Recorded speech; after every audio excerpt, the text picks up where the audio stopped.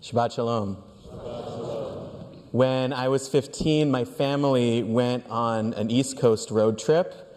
We're from the Midwest. We went to the East Coast. We're mostly focusing on sites having to do with American history. We started in Boston, did the Freedom Trail, worked our way down, New York, Philadelphia, Baltimore, D.C. In Philadelphia, we saw Independence Hall, the site of the signing of the Declaration of Independence. And I still remember being awestruck by standing in the room where it happened, the room where the course of world history was changed. And when we left the complex, we talked as a family about what we liked about the experience, and I'll never forget what my dad said. He said, "It was mostly great, but the Liberty Bell, not all it's cracked up to be."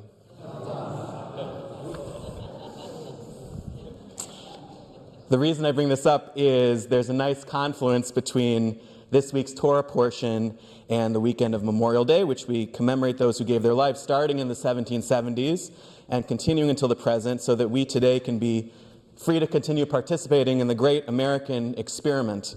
Because we read in the Torah this week, in this week's Parsha, the Bible verse that is inscribed in English on the Liberty Bell. In Hebrew, it's Ukratem Dror, Ba'aretz L'chol Yoshvea, which you might recognize in English as, proclaim liberty throughout the land unto all the inhabitants thereof. It's absolutely the case that the Founding Fathers had a vision of liberty that was not inclusive of everybody in this room. But it's also true that ever since then, Americans have been debating, you might even say to a Talmudic degree, what liberty means, what freedom means. And so I thought it might be worthwhile to examine this verse through the eyes of the rabbis, because if this verse is supposed to serve as a symbol for aspirations about what America could be and should be, then it's important to consider all of its facets and possible interpretations. The first thing is the context of this verse, in the middle of Parshat Bahar, talking about the Jubilee year, which came at the end of a 50-year cycle. On Yom Kippur of the Jubilee year, you blow the shofar to announce the beginning of the Jubilee. By the way, that's why today we blow the shofar at Ne'ilah at the end of Yom Kippur. It doesn't actually have anything to do with the commemoration of Yom Kippur itself. At some point after the destruction of the temple and we were exiled, we lost count of where we were in this 50-year cycle, so we no longer know whether this year is the year of the Jubilee year. So we blow the shofar every year just in case this is the right one, that we've landed on the right one. Although obviously in Ne'ilah, last chance to repent, it has great symbolic importance as well, but that's the origin of blowing that shofar. Right now, the Jubilee year is inoperative, but when it was existing, it was remarkably powerful and transformative. All agricultural land that was sold at any point in the last 50 years is to be returned to its original owners. And anyone trapped in indentured servitude who had to work for somebody to pay off a debt to them would have their debt forgiven. Now, obviously, there's better reasons and worse reasons to go into debt. But we know that both then and now there are people who, because of dire straits, become so indebted that they functionally can never pay the debt back, or at least not without cost to their dignity and livelihood. In the biblical system, a slave was automatically freed after 7 years, but an indentured person working to pay off their debt was stuck in place until the debt was repaid, even if it took decades, or until the Jubilee. The Jubilee system is set up to avoid saddling people with permanent debt or intergenerational debt. So when they rang the bell in Philadelphia proclaiming liberty, what they really were proclaiming is freedom from debt. And that's why in our Eitz Chaim Humash, the Hebrew word dror is translated as proclaiming release instead of proclaiming liberty, because in the plain meaning of the text, the Jubilee released people from this debt bondage. Although ironically enough, this was the exact same kind of debt bondage that persisted in the post-Civil War South for decades in the form of the sharecropping system. African Americans were technically free, but as farmers they had to go into debt to pay their landlords, who in many cases were their former enslavers. And they set up such onerous terms that the black farmers and their descendants were impoverished and tied to the land for generations because it was impossible for them to pay off this debt. This is the cycle of poverty that the Jubilee was designed to stop. by releasing people from their debts. But as with many Hebrew words, dror has multiple connotations, which points to other definitions that the rabbis utilize when trying to define the meaning of liberty, the meaning of freedom. The first comes from Rabbi Yehuda in the Talmud. To him, the word dror is related to the Aramaic word dayara, meaning dwelling place. It's where we get the modern Hebrew dira, meaning apartment.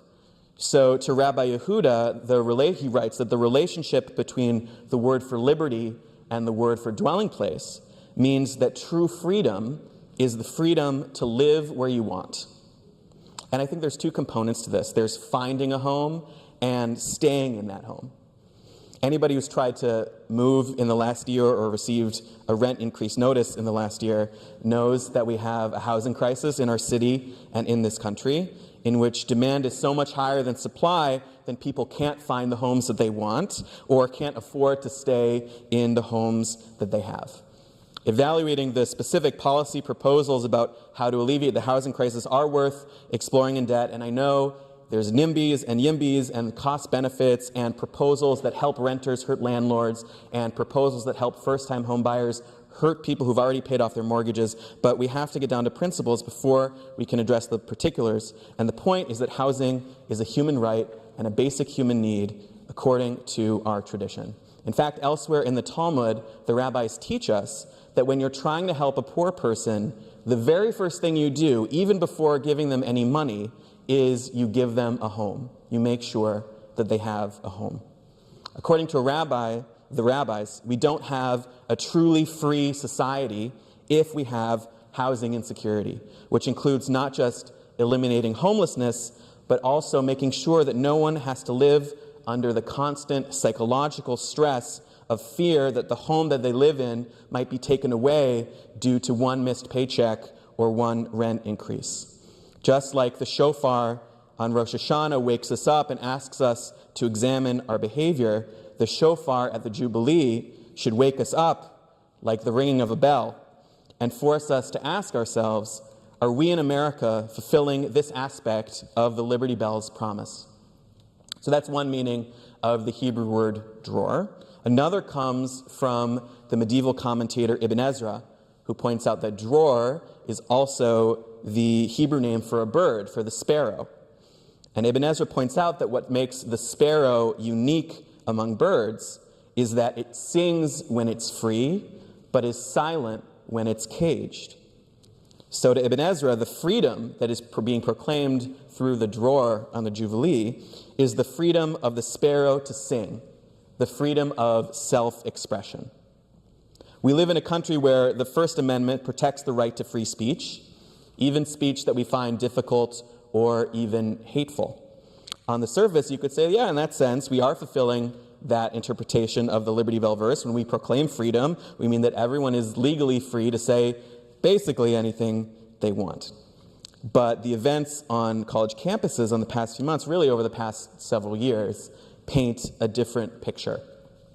First, we've seen many examples in which events with Jewish guest speakers were shouted down and interrupted, so much so that the event had to be canceled. Now, of course, those protesters were expressing their right to free speech in saying that they disagreed with the speaker. But as Erwin Chemerinsky, who's now the dean of the UC Berkeley School of Law, said in 2010, there is no First Amendment right to go into an auditorium and prevent a speaker from being heard, no matter who the speaker is or how strongly one disagrees with his or her message. There's no such thing as a heckler's veto.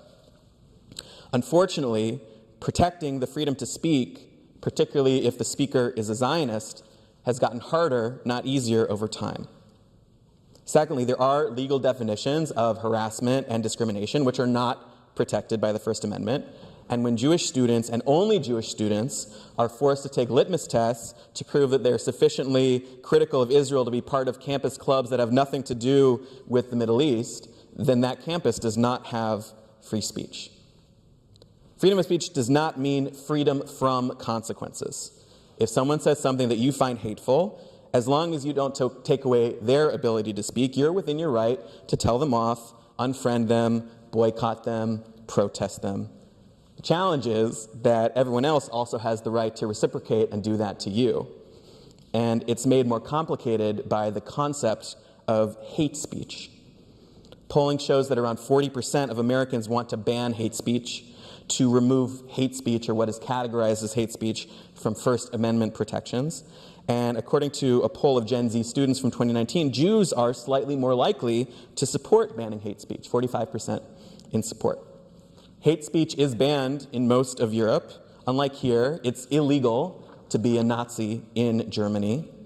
But moves to ban hate speech here in America are likely to have unforeseen consequences.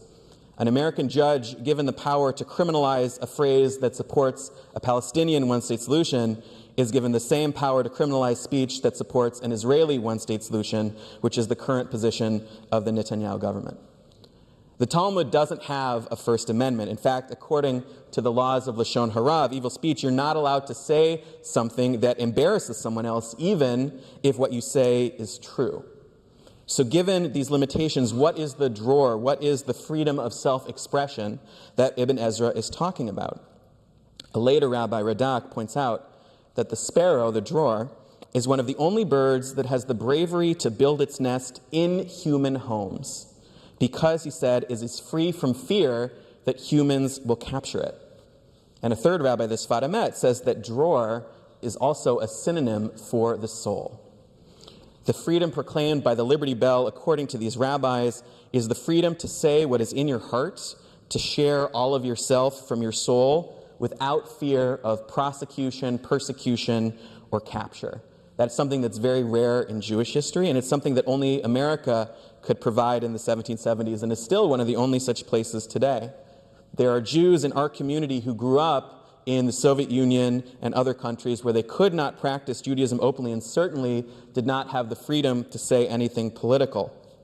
As the old Soviet joke goes, both the United States and Soviet Union constitutions guarantee freedom of speech, but only the United States guarantees freedom after speech. In each of these definitions of dror, of freedom, we see what the philosopher Isaiah Berlin called positive liberty and negative liberty. In other words, we have freedom from something, and we have freedom to do something. In the context of the Jubilee year's cancellation of debts, we have freedom from indentured bondage and freedom to make a clean start unencumbered by ties to a debt holder. In Rabbi Yeshua's definition about housing, we have the freedom from insecurity that you might lose your home, and the freedom to move somewhere else if you want, which implies that there must be available and affordable places to move to. And in Ibn Ezra's definition about speech, we have freedom from government persecution, and we have freedom to say what we think.